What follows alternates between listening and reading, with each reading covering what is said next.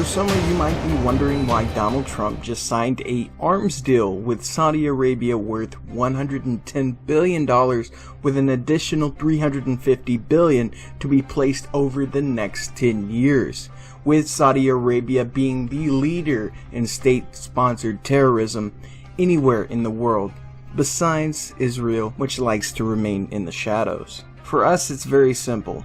5 months ago, we laid out the plan Trump and Israel has set forward for Palestine and Iran. In the video, we state that the move of the United States Embassy to Jerusalem would be purposely placed for the cause of another false flag, and with that, it would be blamed on Iran and be used to liquidate the defense pact between the United States and Iran in the Iran nuclear deal. Now, the war that would be waged on Iran would not come from Israeli and US forces. However, it would come from ISIS, Daesh, or some new mask worn by a NATO-backed terrorist army.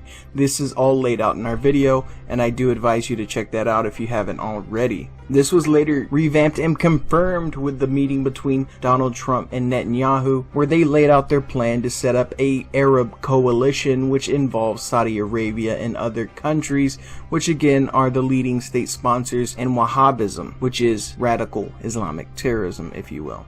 We have to look for new ways, new ideas on how to reinstate them and how to move peace forward. And I believe that the great opportunity for peace comes from a regional approach, from involving our newfound Arab partners in the pursuit of a broader peace and peace with the Palestinians. And I greatly look forward to discussing this in detail with you, Mr. President.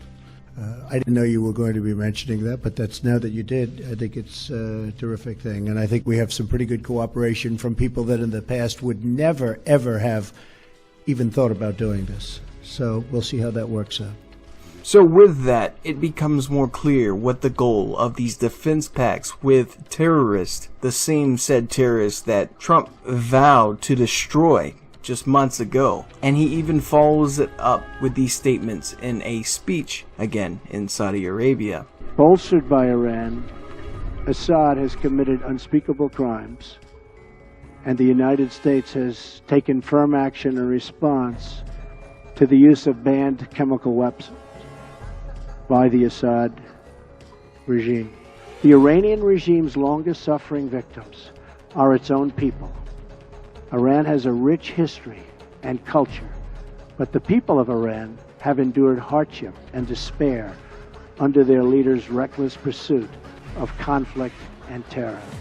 Until the Iranian regime is willing to be a partner for peace, all nations of countries must work together to isolate, deny it. Funding for terrorism cannot do it. And pray for the day when the Iranian people have the just and righteous government they so richly deserve.